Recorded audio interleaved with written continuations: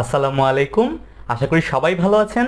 বর্তমান দিনে আমাদের হাতে থাকা স্মার্টফোনগুলো ছাড়া যেমন আমরা চলতে পারি না, ঠিক তেমনি আমাদের বাসাবাড়িতে কিংবা কর্মক্ষেত্রে একটা ভালো মানের ওয়াইফাই রাউটার ছাড়াও কিন্তু আমরা চলতে পারি না।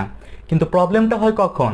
যখন আমরা মার্কেটে একটা ওয়াইফাই রাউটার কিনতে যাই, তখন এত এত মডেল এবং এত এত ভ্যারিয়েশনের কারণে কোন রাউটারটা আসলে আমরা কিনবো এবং কোন মডেলের রাউটারটা আমাদের নেসেসারি যে রিকোয়ারমেন্ট সেই জিনিসটাকে ভালোভাবে ফুলফিল করতে পারবে, এই জিনিসটা বুঝে উঠতে আমাদের আসলে কষ্ট হয়ে যায়।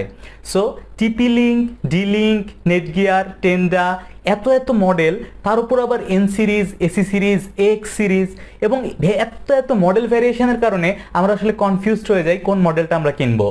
সো আমাদের আজকের এই ভিডিওতে আমরা আপনাদেরকে একটা সিম্পল টেকনিক শিখিয়ে দিব, যার মাধ্যমে আমরা খুব সহজেই বুঝতে পারবো মার্কেটে অ্যাভেলেবল এত এত মডেলের থেকে কোন স্পেসিফিক রাউটারটি আমাদের আসলে কেনা প্রয়োজন এবং যে রাউটারটি ইউজ করলে আমরা ম্যাক্সিমাম স্পিড এবং আমাদের এক্সপেকটেশন অনুযায়ী পারফরমেন্স পেতে পারি। শুরুতেই আমরা জানবো এন, এসি এবং এক্স সম্পর্কে। এগুলো আর কিছুই নয়, এগুলো শুধুমাত্র ওয়াইফাই স্ট্যান্ডার্ড। এন, এসি এবং এক্স এর পুরো নাম যদি আপনি জানতে চান, তাহলে এন মানে হচ্ছে 802.11 এন, এসির ক্ষেত্রে হচ্ছে 802.11 এসি এবং এক্স এর ক্ষেত্রে হচ্ছে 802.11 এ এক্স। এগুলো সিম্পলি ওয়াইফাইয়ের স্ট্যান্ডার্ড মিনিং করে, এছাড়া আর কোনো কিছুই নয়, এগুলোর আলাদা কোনো মিনিং নেই। এখন প্রবলেম হচ্ছে, আপনি যখন মার্কেটে রাউটার কিনতে যাচ্ছেন, এই মার্কেটে সিঙ্গেল ব্র্যান্ড, ডুয়েল ব্র্যান্ড, এমনকি ট্রাই ব্র্যান্ডের ওয়াইফাই রাউটার পাওয়া যায়। তার মধ্যে আবার 750, 1200, 1900, 2100, 3000, 4000 এত এত এমবিপিএস এর ভ্যারিয়েশনের রাউটার পাওয়া যায়। সো এই যে 2100 এমবিপিএস এর একটা রাউটার, এর সাথে 32 এমবিপিএস এর একটা রাউটারের পার্থক্য কি, এই জিনিসটা আমাদের আসলে বুঝতে হবে।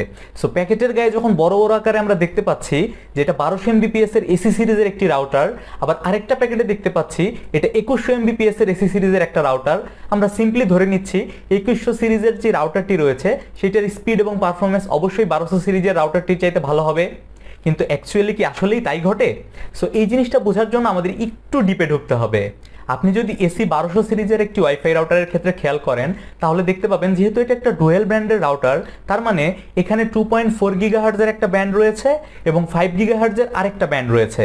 তার মানে আপনার টোটাল যে এই 1200 এমবিপিএস স্পিড, এটা কিন্তু 2.4 গিগাহার্টজ এবং 5 গিগাহার্টজের টোটাল অ্যাকুমুলেটেড স্পিড। অর্থাৎ আপনি যদি আপনার মোবাইল ডিভাইসের মাধ্যমে ওই রাউটারটার সাথে কানেক্ট হন, আপনি কিন্তু কোনোভাবেই 1200 এমবিপিএস স্পিড পাবেন না, কারণ আপনার মোবাইল ডিভাইসটি ওই ওয়াইফাই রাউটারের সাথে আইদার 2.4 গিগাহার্টজে কানেক্টেড হবে অথবা 5 গিগাহার্টজ ফ্রিকোয়েন্সিতে কানেক্টেড হবে। সো আপনি খেয়াল করলে দেখতে পাবেন এই 1200 এমবিপিএস সিরিজের যে রাউটারগুলো রয়েছে, মডেল ভেদে এই রাউটারগুলোর ক্ষেত্রে 2.4 গিগাহার্টজের ক্ষেত্রে 300 থেকে 400 এমবিপিএস পর্যন্ত ম্যাক্সিমাম স্পিড লিমিট থাকে। আর আপনি যদি খেয়াল করেন 5 গিগাহার্টজের ক্ষেত্রে, তাহলে মোস্ট অফ দ্য কেসেস আপনি দেখতে পাবেন 867, অর্থাৎ 867 এমবিপিএস। দ্যাট মিনস আপনি যদি এসি 1200 সিরিজের যে কোনো ব্র্যান্ডের একটি ওয়াইফাই রাউটার কিনেন এবং সেটার 5 গিগাহার্টজ ফ্রিকোয়েন্সির সাথে যদি আপনার এই মোবাইলটাকে আপনি কানেক্ট করেন, তাহলে আপনি সর্বোচ্চ থিওরিটিক্যালি 867 এমবিপিএস পর্যন্ত স্পিড পাবেন। কিন্তু কোম্পানিগুলো কিন্তু দাবি করছে এগুলো হচ্ছে gigabit wifi router. So 867 Mbps theoretical speed অনুযায়ীও কিন্তু কোনোভাবেই গিগাবিট রাউটার হচ্ছে না। যদিও আপনি প্র্যাকটিক্যালি 867 এমবিপিএস পাবেন না, এর থেকে আরও কম পাবেন, কিন্তু তারপরেও আপনি যদি থিওরিটিক্যালিও মেনে নিতে চান, সেক্ষেত্রেও কিন্তু এটা 1000 এমবিপিএস হচ্ছে না।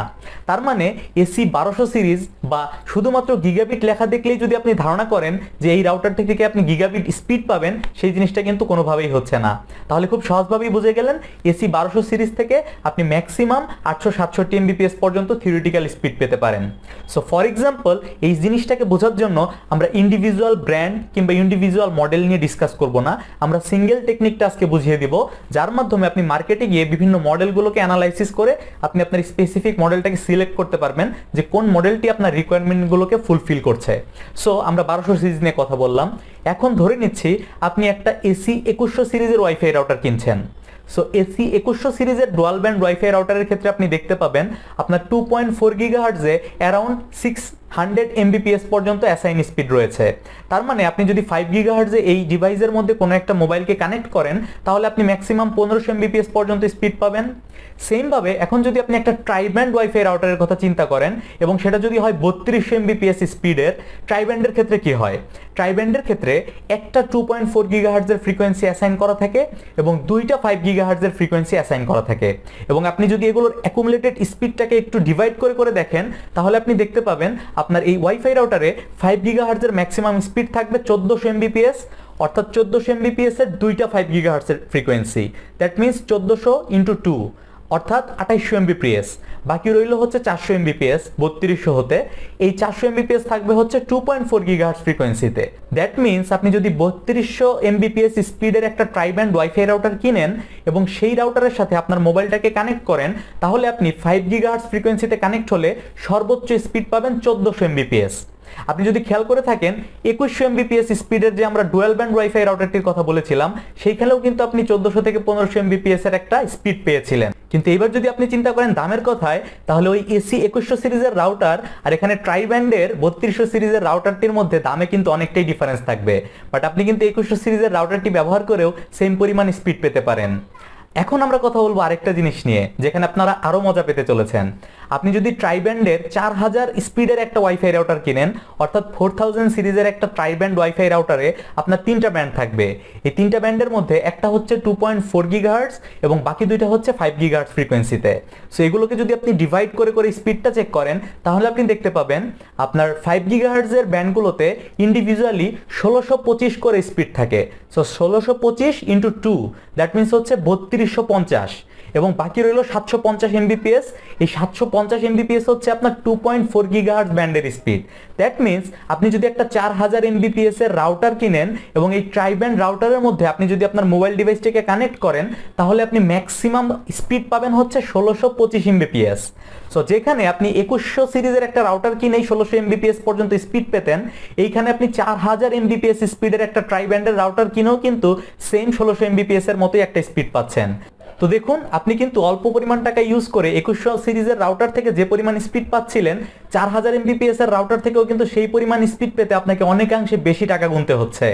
এখন আবার আমার এই ভিডিও দেখে আপনারা যদি ডিসিশন নিয়ে বসেন যে 2100 সিরিজ কিংবা 1800 সিরিজের যে ডুয়াল ব্যান্ড রাউটারগুলো রয়েছে সেই রাউটারগুলো ট্রাইব্যান্ড রাউটারের থেকে ভালো যেহেতু একই পরিমাণ স্পিড আমরা পাচ্ছি, সেটাও কিন্তু ভুল হবে।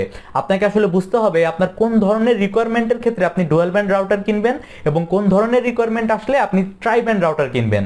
আপনি যদি একজন নর্মাল ইউজার হন এবং আপনার বাসায় যদি এমন হয় ডিভাইসের সংখ্যা খুব একটা বেশিও না আবার খুব একটা কমও না, আপনার বাসায় টোটাল 10 থেকে 20টার মতো ডিভাইস রয়েছে যেগুলো ওয়াইফাই এর মধ্যে কানেক্টেড হয়, তাহলে আপনি ডুয়াল ব্যান্ডের ওয়াইফাই রাউটার দিয়েই চালিয়ে দিতে পারবেন।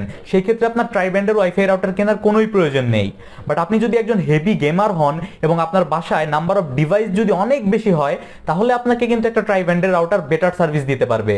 সেই ক্ষেত্রে আপনার বাসার নাম্বার অফ ডিভাইসেস গুলো তিনটা ফ্রিকোয়েন্সি ব্যান্ডে আলাদা আলাদা ভাবে ডিভাইড হয়ে যাবে, অর্থাৎ এটা একটা লোড ব্যালেন্সারের মতো কাজ করবে।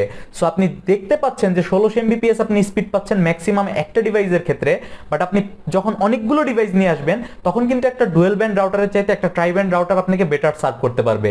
সো এই ডিসিশনটা কিন্তু একান্তই আপনার যে আপনি কতগুলো ডিভাইস আপনার বাসায় একত্রে ইউজ করবেন সেটার উপর ডিফাইন করে আপনি আসলে আপনার মডেলটা সিলেক্ট করবেন।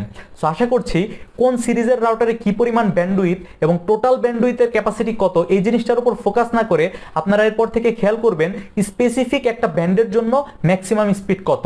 সো একদম সামারি করে যদি আমরা বলি, আপনারা বাজারে গিয়ে এমন একটি রাউটারই সিলেক্ট করবেন যে রাউটারের মধ্যে 2.4 GHz এর জন্য ম্যাক্সিমাম স্পিড আপনি পাচ্ছেন, পাশাপাশি 5 GHz এর জন্য ম্যাক্সিমাম স্পিড আপনি পাচ্ছেন।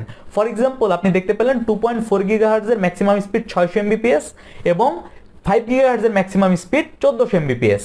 এটা একটা বেটার স্ট্যান্ডার্ড। সো এইরকম লেভেলের কোনো একটা ভ্যারিয়েশনের রাউটার আপনি কিনবেন। পাশাপাশি আরেকটা জিনিস আপনাকে লক্ষ্য করতে হবে যে আপনার বাসার কাভারেজ, অর্থাৎ আপনার কত স্কোয়ার ফিটের ফ্ল্যাট, সেই জিনিসটাকে মাথায় রেখে এই কাভারেজ এরিয়াকে কাভার করতে পারে এরকম একটা রাউটার কিনলেই কিন্তু আপনার হয়ে যাচ্ছে। সো কোম্পানির বড় বড় নাম্বার, টাইটেল এবং কত দামি রাউটার এই জিনিসের পেছনে না ঘুরে কত ম্যাক্সিমাম থ্রুপুট আপনি পাবেন আপনার স্পেসিফিক ডিভাইসের এগেনস্টে, এবং সেই রাউটারটা আপনাকে কতটুকু এরিয়া জুড়ে কাভারেজ দিতে পারবে, এই জিনিসটার উপর ফোকাস করে আজকে থেকে রাউটার কিনবেন। আশা করি রাউটার কেনার পর রাউটারের পারফরমেন্স নিয়ে আপনারা আর সাফার আর হবেন না। দেখা হচ্ছে আগামী ভিডিওতে। ভিডিওটি ভালো লাগলে অবশ্যই একটা লাইক দিবেন, আর এই ভিডিওটি সবার সঙ্গে শেয়ার করে দিবেন, কারণ এই ওয়াইফাই রাউটার কিনতে গিয়ে মাথার তার ছিঁড়ে যাওয়ার প্রবলেমটা কিন্তু অনেকেরই হচ্ছে। সো আশা করছি এই ভিডিওটি তাদের জন্য কাজে দিবে। দেখা হচ্ছে আগামী ভিডিওতে, সে পর্যন্ত সবাই ভালো থাকবেন। আল্লাহ হাফেজ।